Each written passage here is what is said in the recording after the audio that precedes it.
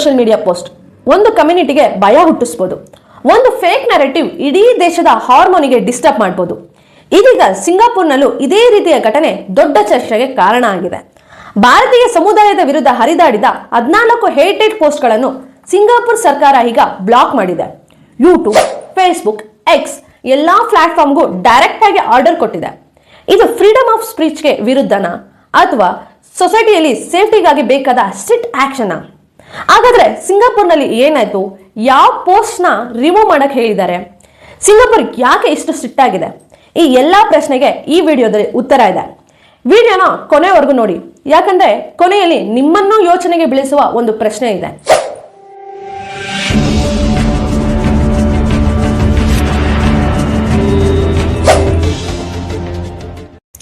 Singapore ಸರ್ಕಾರ ಅಧಿಕೃತವಾಗಿ ಹೇಳಿದ್ದು ಭಾರತೀಯ ಸಮುದಾಯದ ವಿರುದ್ಧ ಆನ್ಲೈನ್ ನಲ್ಲಿ ಹೇಟೆಡ್ ಮತ್ತು ಡಿವಿಷನ್ ಕ್ರಿಯೇಟ್ ಮಾಡುತ್ತಿದ್ದ 14 ಪೋಸ್ಟ್ಗಳನ್ನು ರಿಮೂವ್ ಮಾಡಲಾಗಿದೆ ಎಂದು.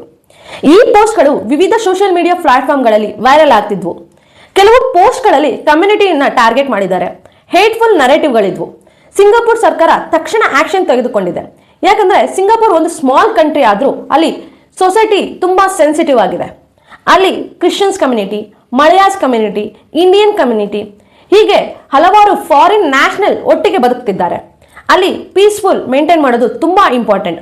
ಅದಕ್ಕಾಗಿ ಸರ್ಕಾರ ಹೇಳಿದ್ದು ಯಾವ ಕಮ್ಯುನಿಟಿ ವಿರುದ್ಧನೂ ಹೇಟೆಡ್ ಸ್ಪ್ರೆಡ್ ಆಗಬಾರದು. ಈ ಆಕ್ಷನ್ ಈಗ ಇಂಟರ್ನ್ಯಾಷನಲ್ ಅಟೆನ್ಷನ್ ನ ಪಡೆದುಕೊಂಡಿದೆ. ಇದೀಗ ಎಲ್ಲರೂ ಕೇಳ್ತಿರೋ ಪ್ರಶ್ನೆ ಏನಂದ್ರೆ, ಈ ಆನ್ಲೈನ್ ಕ್ರಿಮಿನಲ್ ಹಾರ್ಮ್ಸ್ ಆಕ್ಟ್ 2023 ಅಂದ್ರೇನು ಅಂತ. ಸಿಂಗಾಪುರ್ ಸರ್ಕಾರ ಈ ಲಾನ ಆನ್ಲೈನ್ ಕ್ರೈಮ್ಸ್ ಮತ್ತು ಹಾರ್ಮ್ಫುಲ್ ಕಂಟೆಂಟ್ ಕಂಟ್ರೋಲ್ ಮಾಡೋದಕ್ಕೆ ತಂದಿದ್ದಾರೆ. ಈ ಲಾ ಅಡಿಯಲ್ಲಿ ಸರ್ಕಾರ ಹಾರ್ಮ್ಫುಲ್ ಪೋಸ್ಟ್ಗಳನ್ನ ರಿಮೂವ್ ಮಾಡಬಹುದು, ಫೇಕ್ ಅಕೌಂಟ್ಗಳನ್ನ ಬ್ಲಾಕ್ ಮಾಡಬಹುದು, ಪ್ಲಾಟ್ಫಾರ್ಮ್ಗೆ ಡೈರೆಕ್ಟ್ ಆಗಿ ಇನ್ಸ್ಟ್ರಕ್ಷನ್ ಕೂಡ ಕೊಡಬಹುದು, ಪಬ್ಲಿಕ್ ಸೇಫ್ಟಿಗೆ ಥ್ರೆಟ್ ಆಗುವ ಕಂಟೆಂಟ್ ನ ಸ್ಟಾಪ್ ಮಾಡಬಹುದು. ಸಿಂಗಾಪುರ್ ಲಾಜಿಕ್ ಒಂದೇ, ಆನ್ಲೈನ್ ಕಂಟೆಂಟ್ ಕೂಡ ರಿಯಲ್ ವರ್ಲ್ಡ್ ಇಂಪ್ಯಾಕ್ಟ್ ಕ್ರಿಯೇಟ್ ಮಾಡಬಹುದು. ಇದು ಕೇವಲ ಇಂಟರ್ನೆಟ್ ಇಶ್ಯೂ ಅಲ್ಲ, ಒಂದು ಪಬ್ಲಿಕ್ ಸೇಫ್ಟಿ ಇಶ್ಯೂ ಅಂತ ನೋಡ್ತಿದ್ದಾರೆ. ಸಿಂಗಾಪುರ್ ಯಾಕೆ ಇಷ್ಟು ಸ್ಟ್ರಿಕ್ಟ್ ಕಂಟ್ರಿ ಗೊತ್ತಾ? ಇಲ್ಲಿ ಲಾ ತುಂಬಾ ಪವರ್ಫುಲ್. ಸಣ್ಣ ತಪ್ಪಿಗೂ heavy fine, strict punishment, jail punishment ಕೂಡ ಇರುತ್ತೆ.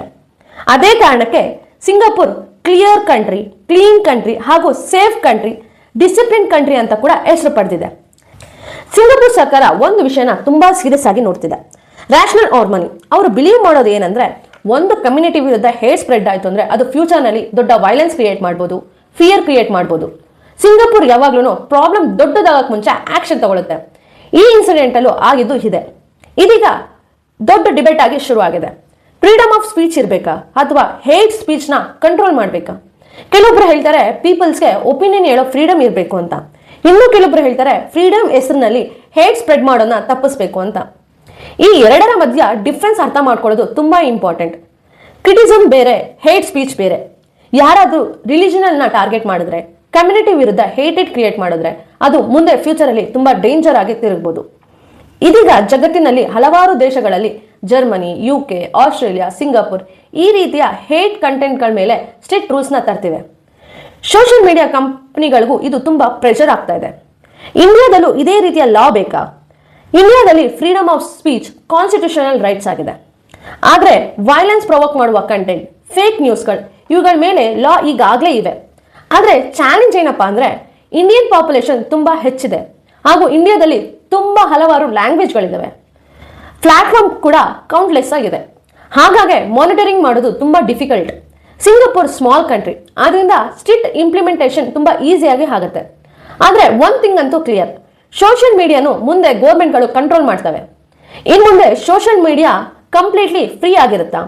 ಎಕ್ಸ್ಪರ್ಟ್ಸ್ಗಳು ಏನ್ ಹೇಳ್ತಾರೆ ಅಂದ್ರೆ, ಮುಂದಿನ ಕೆಲವೇ ವರ್ಷಗಳಲ್ಲಿ AI ಮಾನಿಟರಿಂಗ್ ಮಾಡುತ್ತೆ, ಸ್ಟ್ರಿಕ್ಟ್ ಕಂಟ್ರೋಲ್ ಲಾಸ್ಗಳು ಬರುತ್ತೆ, ಫಾಸ್ಟರ್ ರಿಮೂವಲ್, ಅಕೌಂಟ್ ವೆರಿಫಿಕೇಶನ್ ಇವೆಲ್ಲವೂ ಹೆಚ್ಚಾಗಬಹುದು ಅಂತ. ಯಾಕಂದ್ರೆ ಗೌರ್ಮೆಂಟ್ ಈಗ ಆನ್ಲೈನ್ ವರ್ಲ್ಡ್ ಅನ್ನು ರಿಯಲ್ ವರ್ಲ್ಡ್ ಸೆಕ್ಯೂರಿಟಿ ಪಾರ್ಟ್ ಆಗಿ ನೋಡ್ತಿದ್ದಾರೆ. ಯಾಕಂದ್ರೆ ಒಂದ್ ವೈರಲ್ ಪೋಸ್ಟ್ ಕೂಡ ಎಲೆಕ್ಷನ್ ಇನ್ಫ್ಲೂಯೆನ್ಸ್ ಮಾಡಬಹುದು, ಕಮ್ಯುನಿಟಿ ಡಿವೈಡ್ ಮಾಡಬಹುದು. ಅದಕ್ಕಾಗಿ ರೆಗ್ಯುಲೇಷನ್ಸ್ ನ ಹೆಚ್ಚಿಸ್ತಿದೆ. ಈ ಎಂಟೈರ್ ಇಶ್ಯೂನಲ್ಲಿ ನಿಮ್ಮ ಒಪಿನಿಯನ್ ಏನು?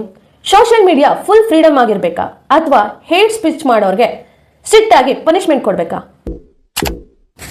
ಈ ವಿಡಿಯೋ ಇಷ್ಟ ಆದಲ್ಲಿ ಲೈಕ್ ಮಾಡಿ, ಶೇರ್ ಮಾಡಿ ಮತ್ತು ಇನ್ನಷ್ಟು ಕನ್ನಡದಲ್ಲಿ ಇಂಟ್ರೆಸ್ಟಿಂಗ್ ಮಾಹಿತಿಗಾಗಿ ನಮ್ಮ ಚಾನೆಲ್ ಯುಕ್ತಿ ಲೋಕನ ಸಬ್ಸ್ಕ್ರೈಬ್ ಮಾಡೋದನ್ನ ಮರಿಬೇಡಿ.